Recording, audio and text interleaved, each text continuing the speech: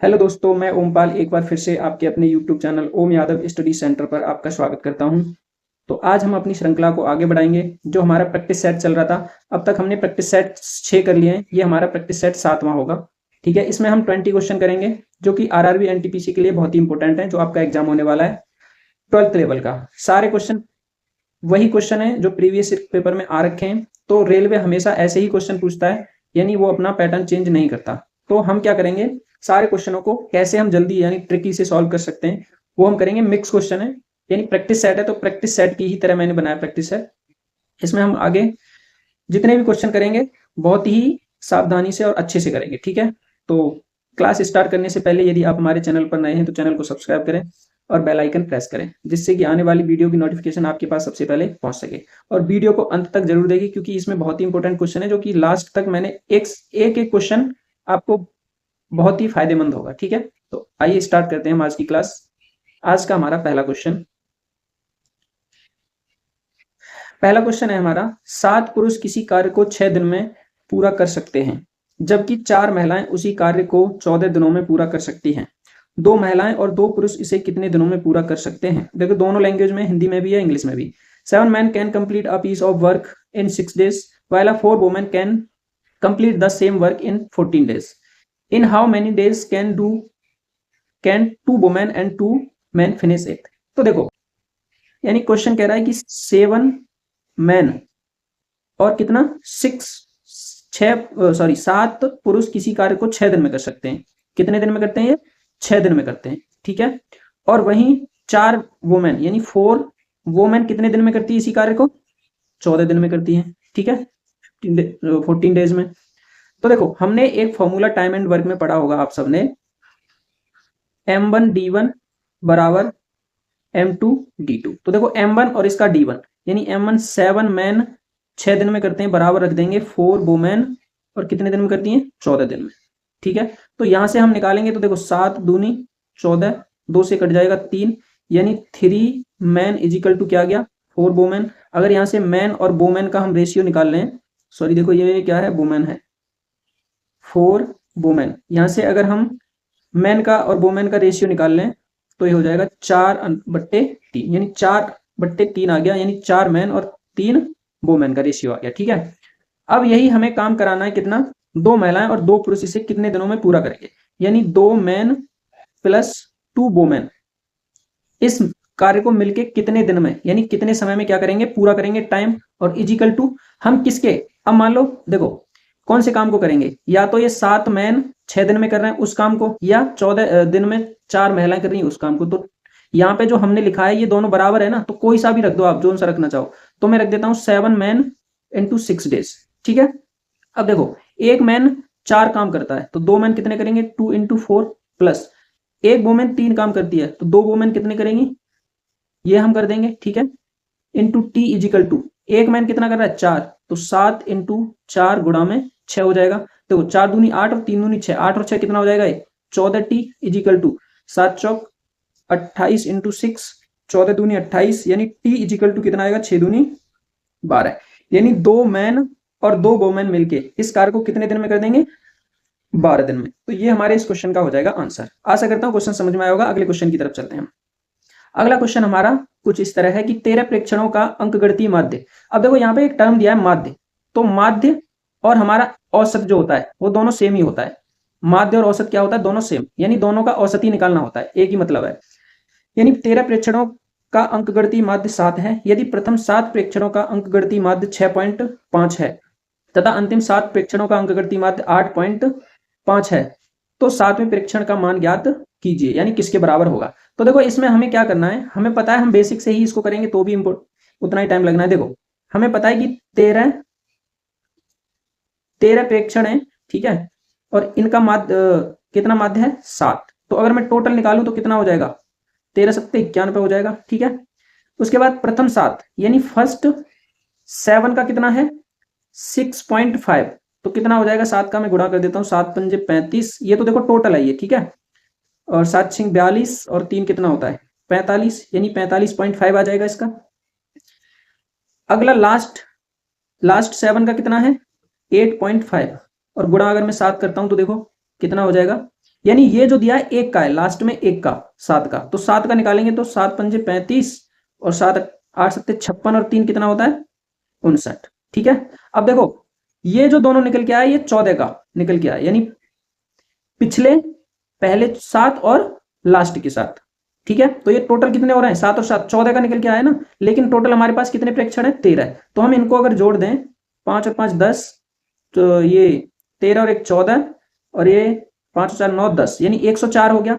ये हो गया 14 प्रेक्षणों का। अब इसमें एक प्रेक्षण जो 2 बार काउंट हुआ है, अगर इस 13 का मैं घटा दूं तो जो 13वां है हमारा, यानी 7वां जो है 7वां वो निकल के आ जाएगा 7वां प्रेक्षण। ठीक है, तो यहां से हम क्या करेंगे 91 अगर माइनस कर दें, देखो ये 3 आया और ये कितना बचेगा 1 बचा, यानी 13। कितना आ रहा है आंसर 13। क्या हमने गलत कर दिया कहीं? देखो 5 और 5 10 और 13 तो है ही नहीं ना, 5 और 5 10, 5 और 9 14 और 1 15 होता है ना ये, तो यहाँ पे कितना आएगा 4 आएगा। ठीक है, ऑप्शन नंबर सी हो जाएगा करेक्ट। ठीक है, आगे चलते हैं अगले क्वेश्चन की तरफ। अगला क्वेश्चन हमारा है दो संख्याओं का एचसीएफ 62 है तथा इन संख्याओं के एलसीएम के अन्य दो गुणनखंड 7 और 9 हैं। नीचे दिए गए विकल्पों में से कौन सा दो संख्याओं में से छोटी संख्या का संभावित मान हो सकता है? अब देखो यहाँ पे एक पॉइंट आपको समझना है। मान के चलो मेरे पास दो संख्या है, ठीक है, एक मान लो 7 है और एक 9 है। ठीक है, अगर मैं इसका एलसीएम निकालूं तो दोनों का गुणा करते हैं, 7 में 63 हो जाएगा। ठीक है, अगर मुझे एचसीएफ निकालना है तो दोनों में कॉमन देखते हैं हम, यानी दोनों में कॉमन कितना है 1। अगर मैं इस एचसीएफ का इसमें गुणा करूं एक में तो 7 ही रहेगा और इसमें करूंगा तो भी ये 9 ही रहेगा। ठीक है, तो इससे कोई फर्क नहीं पड़ेगा। यानी अगर संख्या निकालनी हो, अगर मैं इसका एलसीएम निकालूं, ठीक है, एलसीएम बराबर अगर मैं एचसीएफ गुणा फर्स्ट संख्या गुणा सेकंड संख्या रखूं तो ये बराबर हो जाएगा हमारा। ठीक है, तो वही मुझे यहाँ पे आपको समझाना है, यही समझाना था आपको। ठीक है, अब देखो एलसीएम दे रखा है हमारा, सॉरी एलसीएम तो निकालना है। एलसीएम के एक बार क्वेश्चन पढ़ लेते हैं फिर से। क्या दो संख्याओं का एचसीएफ 62, तो एचसीएफ कितना दिया है 62 दिया है, 62 तो 62 रख लेते हैं इनटू पहली संख्या। अब पहली संख्या इनमें दो गुणनखंड हैं, एलसीएम के दो गुणनखंड हैं जो कि दे रखे हैं कितने 7 और 9, तो पहला गुणनखंड और दूसरा गुणनखंड ये है। अब देखो एचसीएफ जो आता है दोनों में से कॉमन होता है, तो मान लो एक गुणनखंड 7 है एक 9 है, तो सबसे छोटा कौन सा है 7। तो हमें अगर 7 में यहां से कर दूं 7 में गुणा, तो हमारे पास सबसे छोटी संख्या आ जाएगी निकल के कि नहीं, 7 दूनी 14, 7 छिंग 42 और एक 43, कितना हो जाएगा ये 43, यानी 300, अरे फिर से गलत कर दिया, 343 है ना, एक मिनट 43, यानी 434 हमारा क्या है आंसर, ऑप्शन नंबर ए सही हो जाएगा। अब देखो समझो यहाँ पे, मुझे पता है आपको समझ नहीं आया। अगर मेरे पास 12 और मैं ले लेता हूं 15, ठीक है, ये दो संख्याएं हैं, मुझे इसका एलसीएम निकालना हो तो कितना आएगा, देखो दोनों से कटने वाली 12 पंजे 60 आ जाएगा। तो 12 के अगर मैं गुणनखंड करूं तो ये 3 गुणा 4 होगा और ये 3 गुणा 5 होगा। अब देखो अगर मुझे इसका एचसीएफ निकालना हो यहां से, तो एचसीएफ तो 3 ही आएगा क्योंकि दोनों में कॉमन है। अब एक गुणनखंड क्या है 4 और एक 5, अगर मैं इन तीनों का गुणा कर दूं अब यहाँ पे, यानी तीनों का आपस में इनका गुणा कर दूं तो 60 आएगा कि नहीं, बिल्कुल आएगा। तो हमारे पास छोटा जो है, छोटा गुणनखंड देखो 4 है, 4 में 3 का गुणा कर रहा तो 12 ही तो आएगा, तो 12 छोटी है और 15 बड़ी संख्या है। तो सेम वही मैंने यहाँ पे किया है। ठीक है, आशा करता हूँ समझ में आया होगा, अगर फिर भी नहीं समझ में आया तो दोबारा से एक बार वीडियो देखेंगे आप। अगले क्वेश्चन की तरफ चलते हैं।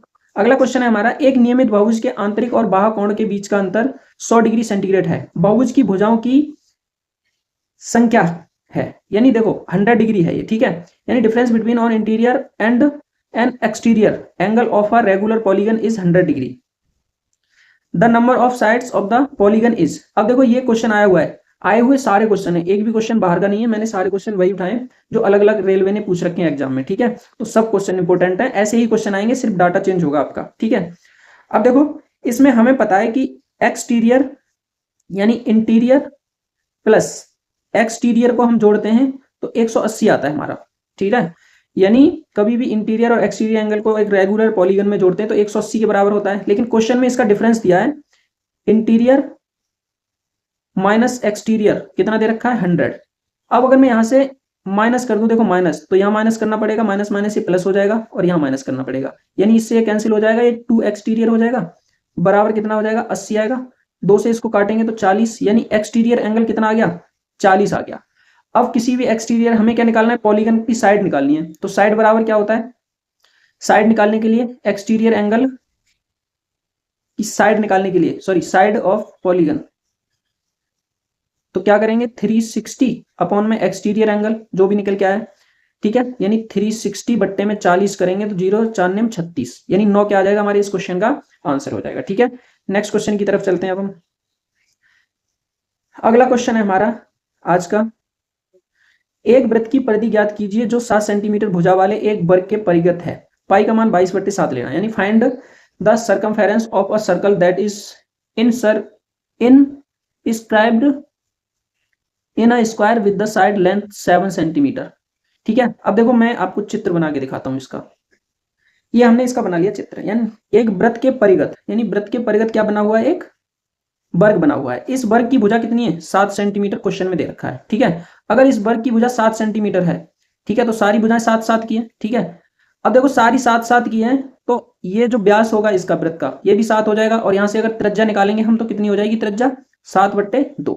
अब हमने एक ट्रिक पढ़ी है, आपने पढ़ा होगा कि अगर r बराबर 7 हो तो किसी भी वृत्त का अगर पेरीमीटर यानी परिमाप अगर हम निकालते हैं, सरकमफेरेंस परिमाप, तो कितना होता है, ये 44 होता है, और एरिया निकालते हैं तो कितना होता है, 154। ठीक है, अगर r बराबर 7 है तो, ठीक है, अगर r बराबर 14 है तो कितना होता है, ये 88 हो जाता है, और ये 616 हो जाता है। अब देखो r बराबर 7, लेकिन यहाँ तो r बट्टे कितना है, 2 है, 7/2, तो इसका भी 2 करेंगे तो हमारे पास 44/2 यानी कितना आ जाएगा 22, ये आ गया 22 सेंटीमीटर। अगर इसी को हमें फॉर्मूले से करना हो, चलो ये आपको मानता हूं ये नहीं आ रहा, ठीक है, तो इसको हम फॉर्मूले से देखो कैसे करेंगे। हमें पता है एक वृत्त की परिधि क्या होता है, 2πr, फॉर्मूला क्या होता है 2πr, तो 2 × 22/7 × r का मान 7/2, 2 से 2 कैंसिल, 7 से 7 कैंसिल, आंसर क्या आ जाएगा 22। ठीक है, तो हमें ये याद होना चाहिए, ठीक है, याद करने वाली चीज है ये। अगले क्वेश्चन की तरफ चलते हैं हम। अगला क्वेश्चन, एक वस्तु पर कर 20% घटा दिया गया है और उसकी खपत 15% बढ़ा दी गई है, कर राजस्व पर इसका क्या प्रभाव पड़ेगा। तो कोई वस्तु है जिसपे 20% कर क्या कर दिया है, घटा दिया गया है। मान के चलो 100 कर था पहले, इस पे 20% घटा दिया तो कितना हो जाएगा 80 हो गया, और उसकी खपत 15% बढ़ा दी गई, यानी पहले जो खपत थी उससे क्या किया उसने 15% बढ़ा दिया, यानी 80 पे 15% अगर बढ़ा देगा तो कितना हो जाएगा 115, और बट्टे में 100। अब देखो 20 चौक 80, 20 पंजे 100, 5 से काटो, 5 दूनी 10, 5 तिया 15, 4 तिया 12, और 4 दूनी 8, कितना होगा 82, यानी पहले 100 था, अब कितना हो गया ये 82 हो गया। तो इसमें माइनस क्या हो गया 8 कम हो गया ना, -8 क्या हो गया घट गया। एक तो ये मेथड है, ठीक है। दूसरा अगर हम सक्सेसिव इसमें लगाएं सेकंड मेथड, तो देखो 15% बढ़ रहा है और 20% घट रहा है, तो सक्सेसिव क्या होता है -20 + 15 और प्लस माइनस माइनस हो जाएगा, और 20 × 15 और बट्टे में कितना 100, 20 पंजे 100, 5 तिया 15, ये कितना आ जाएगा -10, सॉरी -5, मैं कहाँ चल रहा हूँ, -5 बचेगा, और इधर -3, तो माइनस ये कितना हो जाएगा टोटल, ये -8 हो जाएगा। अब -8 का मतलब है कि 100 में से -8 का मतलब क्या हो रहा है, घटेगा या बढ़ेगा, तो घट रहा है, तो ऑप्शन नंबर क्या हो जाएगा डिक्रीज बाई 8%। ठीक है, दोनों मेथड मैंने बता दिए, ये फर्स्ट मेथड है हमारा और ये सेकंड, जैसे आपको अच्छा लगे वैसे कर सकते हो। अगले क्वेश्चन की तरफ चलते हैं। अगला क्वेश्चन, यदि किसी आंकड़े का बहुलक उसके माध्य से 12.6 अधिक है तो बहुलक माध्यिका से कितना अधिक होगा, सांख्यिकी सूत्र का प्रयोग करें। अब देखो ये क्वेश्चन बहुत ही इंपॉर्टेंट है और ये आ रखा है, बहुत सारे बच्चे इसको देख के ही छोड़ देंगे। अब देखो क्वेश्चन में क्या दिया है, किसी आंकड़े का बहुलक, बहुलक क्या होता है मोड, माध्य से 12.6 अधिक है, माध्य से कितना है 12.6 अधिक है, यानी माध्य क्या होता है मीन होता है ना, माध्य क्या होता है मीन होता है, यानी ये जो है अधिक है कितना 12.6, अगर 12.6 ये अधिक है, अगर मैं -12.6 कर दूं तो क्या ये बराबर हो जाएंगे दोनों, बताओ ये दोनों आपस में कैसे हो जाएंगे फिर बराबर। अरे मान के चलो कोई 10 है और ये 6 है, ये मुझे पता है कि इससे 4 अधिक है और मैं इसमें से 4 माइनस कर दूं तो बराबर आ जाएंगे ना, 6 = 6। ठीक है, तो वही मैंने कर दिया इसमें। ठीक है, अब हमारे पास सांख्यिकी सूत्र क्या होता है वो देख लो, सांख्यिकी सूत्र का प्रयोग करना है, इसमें लिखा हुआ है, यानी मोड क्या होता है सांख्यिकी सूत्र, मोड बराबर 3 मीडियन -2 मीन, यही होता है। अगर इस मीन की देखो ये दोनों एक दूसरे के आपस में बराबर है, यानी मीन के बराबर ये है और इस पूरे के बराबर मीन है, तो मैं यहाँ पे मोड बराबर अगर लिखूं 3 मीडियन और -2 और मीन की जगह इसको लिख दूं मोड -12.6। अब ये क्यों लिखा, क्योंकि हमें बहुलक और माध्यिका का रिलेशन निकालना है। तो देखो ये हो जाएगा मोड इक्वल टू 3 मीडियन और -2 मोड हो जाएगा ये, और इसका माइनस इसमें गुणा करूंगा तो माइनस माइनस प्लस हो जाएगा और ये हो जाएगा 25.2। गुणा करो, 2 छिक्के 12 है, 2 दूनी 4 और 1 5, ठीक है, इतना हो गया। अगर मैं इस मोड को इधर लेके आऊं तो ये कितना हो जाएगा, देखो इधर आएगा तो मोड और ये माइनस का इधर है तो प्लस का हो जाएगा, ये 3 मोड जुड़ जाएगा बराबर 3 मीडियन और माइनस बचेगा प्लस, प्लस कितना बचेगा प्लस का 25 इंटू 2। यहां से 3 कॉमन ले लेंगे हम, तो देखो ये मीडियन और प्लस में कितना बचेगा, यहाँ पे 3 कॉमन, 3 8 24, 3 चौक 12, ठीक है, इतना बचा। और इधर कितना है 3 मोड। अब यहां से अगर 3 से 3 कट जाए तो देखो मोड इज इक्वल टू क्या आ गया, mode is equal to median और प्लस का 8.4। तो मोड और मीडियन का क्या है, यानी तो बहुलक माध्यिका से कितना अधिक है, 8.4 क्या है अधिक। ऑप्शन नंबर 3 हमारा हो जाएगा करेक्ट। अगले क्वेश्चन की तरफ चलते हैं। अगला क्वेश्चन है हमारा, एक दुकानदार किसी वस्तु का मूल्य 3,930 अंकित करता है। यदि 40% की छूट देने के बाद भी उसे क्रय मूल्य पर 20% का लाभ होता है तो क्रय मूल्य ज्ञात कीजिए। अब देखो इसके कई तरीके हैं, लेकिन मैं इसको सिंपल तरीके से करता हूं। एक हमारे पास फॉर्मूला होता है MRP अपॉन में CP is equal to 100 plus profit upon में 100 माइनस लॉस। हमेशा इस फॉर्मूले को याद करो। अगर ऐसा क्वेश्चन कभी भी बनता है तो इसको रखो, कुछ नहीं करना, 2 सेकंड में आंसर। MRP हमें पता है 393630 बट्टे CP निकालना है, ठीक है। 40% की छूट दे रहा है तो ये 60 हो जाएगा नीचे, और ऊपर प्रॉफिट वाला ऊपर रखना है हमें, तो 120 हो जाएगा। देखो 6 दूनी 12, 2 से कट जाएगा, 2 से इसको काट दो, 2 एकम 2, 2 ने 18 और 2 छिक्के 12, 2 पंजे 10, यानी CP का मान कितना आ गया 1965। क्या आ गया ये हमारा आंसर 1965। ऑप्शन नंबर 3 करेक्ट है, ठीक है। इस वाले फॉर्मूले को अगर ऐसा क्वेश्चन आता है तो हमेशा इसको याद रखना है। अगर किसी में भी CP MRP दिया है और CP पूछा है, या CP दिया है MRP पूछा है, प्रॉफिट लॉस कुछ भी, इनमें से 3 दे रखे होंगे, चौथा निकालना है आपको, ठीक है। अगले क्वेश्चन की तरफ चलते हैं। आज का हमारा अगला क्वेश्चन है, if goods are purchased at 450 and 1/3 are sold at a loss of 10%, at what gain percentage should the remainder be sold so as to gain 20% on the whole transaction. यानी कोई माल उसने 450 रुपए में खरीदा है, ठीक है, यानी उसका CP अगर हम बात करें, CP कितना है, किसी व्यक्ति ने क्या है CP बराबर कितना है 450 रुपए है, ठीक है, ध्यान से समझना, अच्छा क्वेश्चन है। और 1/3 भाग उसने 10% की हानि पर बेच दिया। यानी अगर 1/, कोई माल है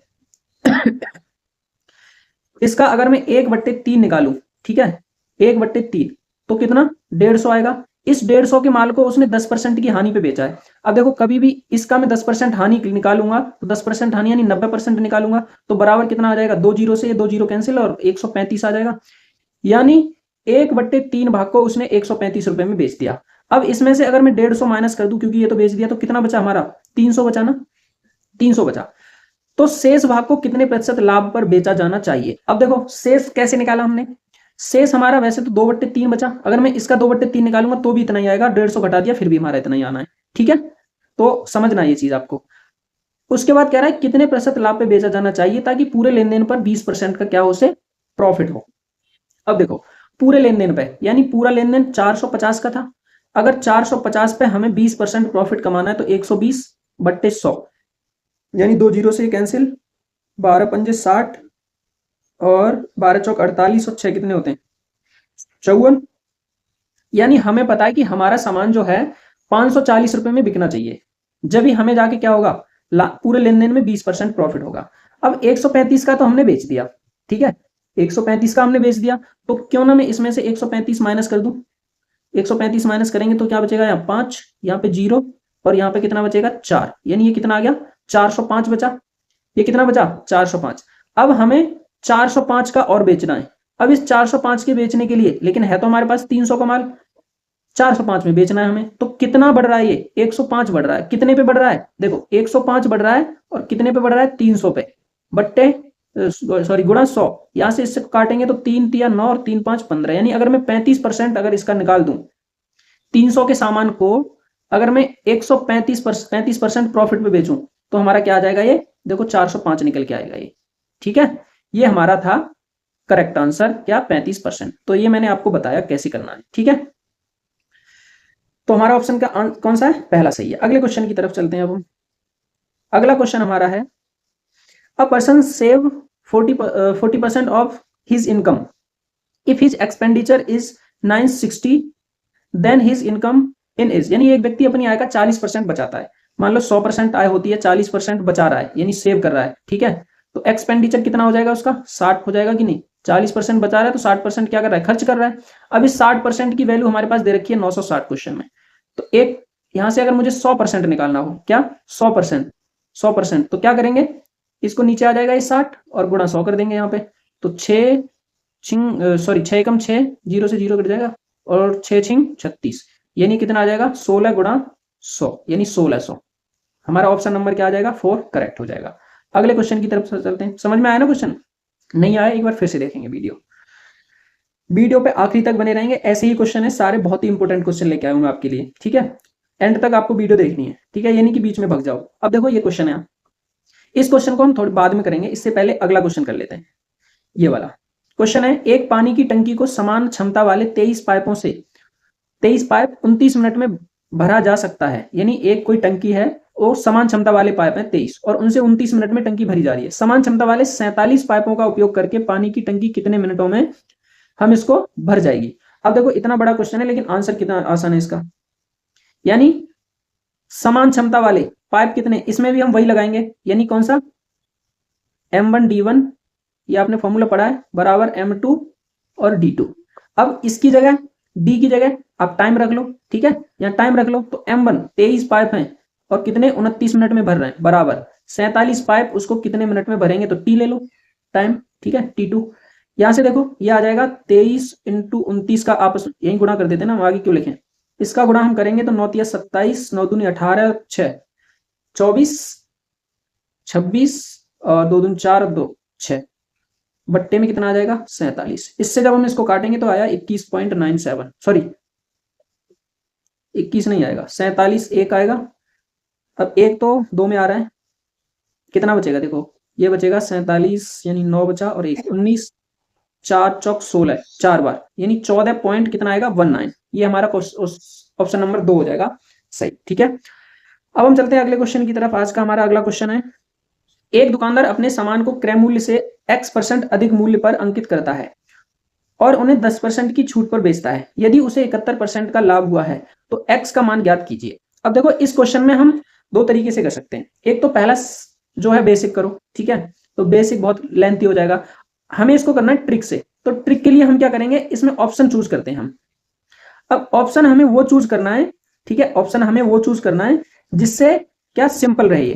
तो हम सबसे पहले क्या करते हैं 90 को चूज करते हैं। तो मान लो X अगर कोई हमारे पास क्रय मूल्य 100 था, ठीक है, और उसमें X% अधिक कर दिया यानी 90%। अगर मैं X% का मान मान लूं 90%, ठीक है, तो 100 में अगर 90% प्लस हो रहा है तो कितना आ जाएगा, ये 190 पर हो जाएगा कि नहीं बताओ, ठीक है।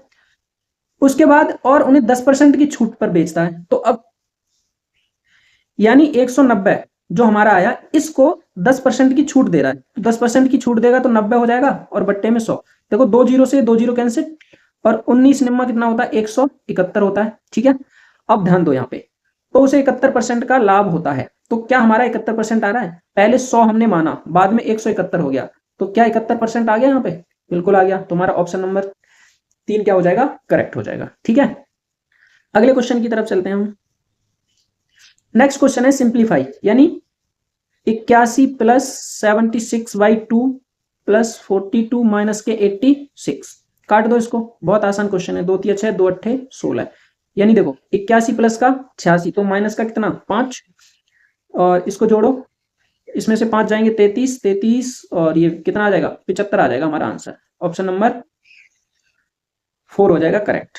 अगला क्वेश्चन बहुत आसान क्वेश्चन था, ये भी आता है, ठीक है, ये आया हुआ क्वेश्चन है, आप ये मत समझना कि ऐसे ही रख दिया है।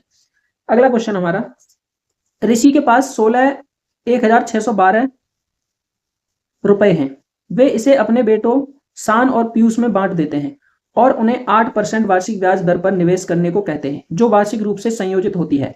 यह देखा गया कि शान और पीयूष को क्रमशः 19 और 20 वर्षों के बाद समान राशि प्राप्त हुई है। तो ऋषि ने शान को कितनी राशि दी थी, यानी ऋषि ने शान को।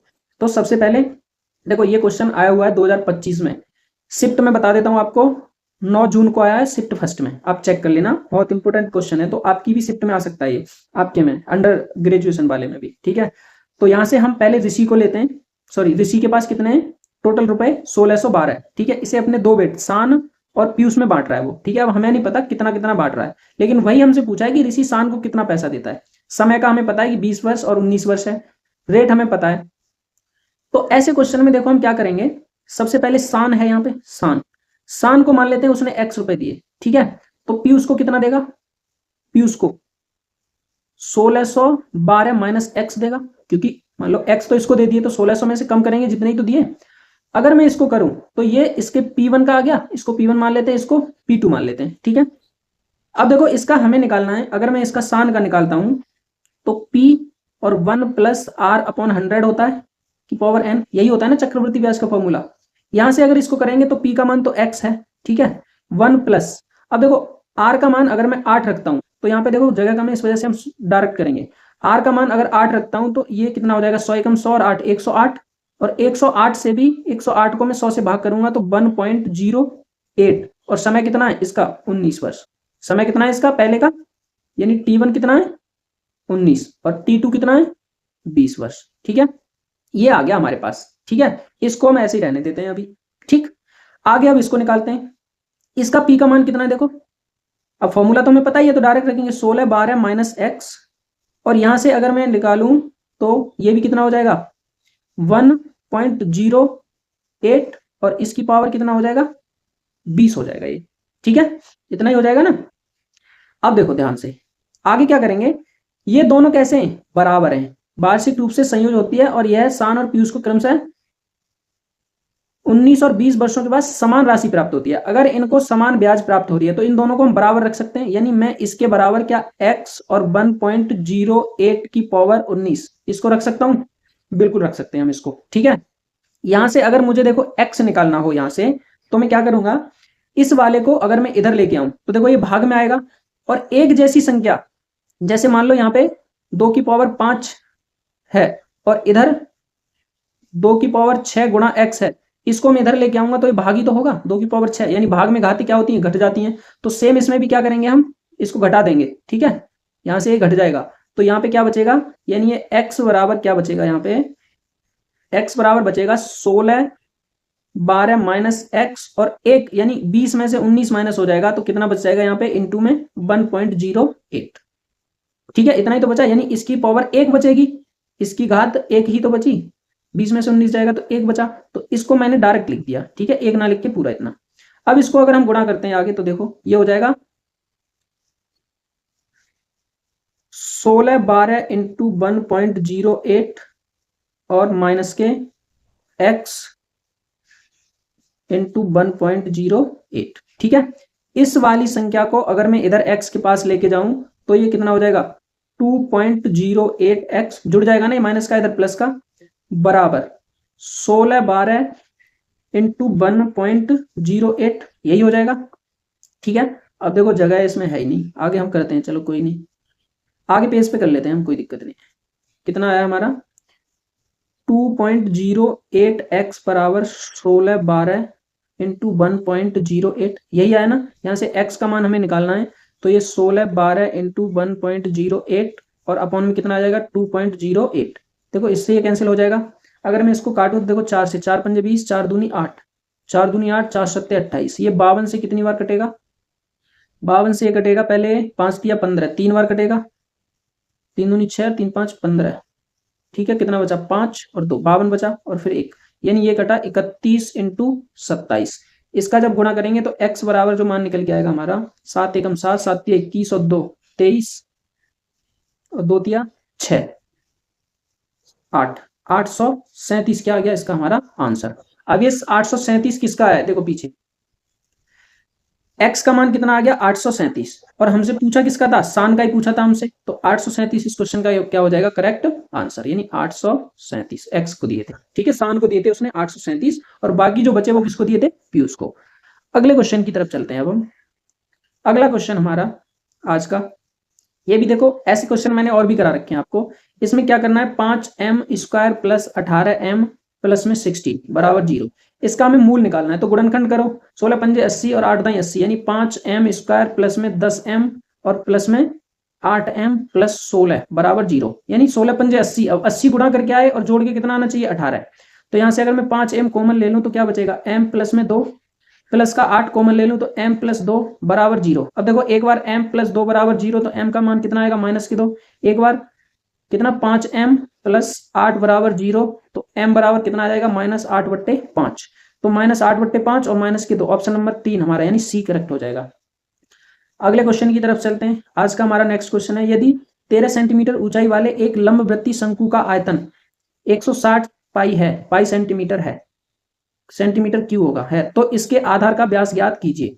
अब हमें पता है कि शंकु का यानी कोण का अगर हम वॉल्यूम निकालें, वॉल्यूम तो कितना होता है 1/3 पाई r क्यूब, यही होता है। और ये दे रखा है हमें वॉल्यूम कितना दे रखा है 160 पाई, तो 1/3 इंटू पाई का मान कितना 22, पाई का मान नहीं रखना हमें क्योंकि पाई में इधर देखो पाई दे रखा है ना, तो पाई का पाई रखेंगे इंटू आर का मान पाई r h भी होता है। देखो हमने फॉर्मूला गलत लिखा है, पाई 1/3 पाई r स्क्वायर h ये होता है, ठीक है। r का मान हमें नहीं पता तो r स्क्वायर, h का मान पता है कि 30 होगा। यहां से इसको काटूंगा तो 10 बार कटेगा, पाई से देखो पाई कैंसिल हो जाएगा, यानी r स्क्वायर बराबर अगर हम निकालें इससे क्या हो जाएगा 0 कट जाएगा, ठीक है। r स्क्वायर का मान कितना आ गया 16। अब मुझे r निकालना है तो r कितना हो जाएगा, देखो इसके ऊपर √16 हो जाएगा यानी 4 निकल के आया। अब हमें पूछा क्या है आधार का व्यास, तो इंटू 2r निकालना है, तो 2r बराबर 4 दूनी 8 सेंटीमीटर, यानी 8 ऑप्शन नंबर 4 हो जाएगा करेक्ट, ठीक है। अगले क्वेश्चन की तरफ चलते हैं। तो आज के हमारे इतने ही क्वेश्चन थे, ठीक है। हमने क्वेश्चन कर लिए हैं जितने हमारे आज के क्वेश्चन थे, तो आशा करता हूं ये सारे क्वेश्चन आपको समझ में आए होंगे, ठीक है। तो यदि आप हमारे चैनल पर नए हैं, चैनल को सब्सक्राइब करें और वीडियो अगर आपको पसंद आई है तो लाइक अवश्य करें, अपने दोस्तों में शेयर करें जिससे कि वो भी इस वीडियो का लाभ उठा सकें। और वीडियो देखने के लिए धन्यवाद, जय हिंद।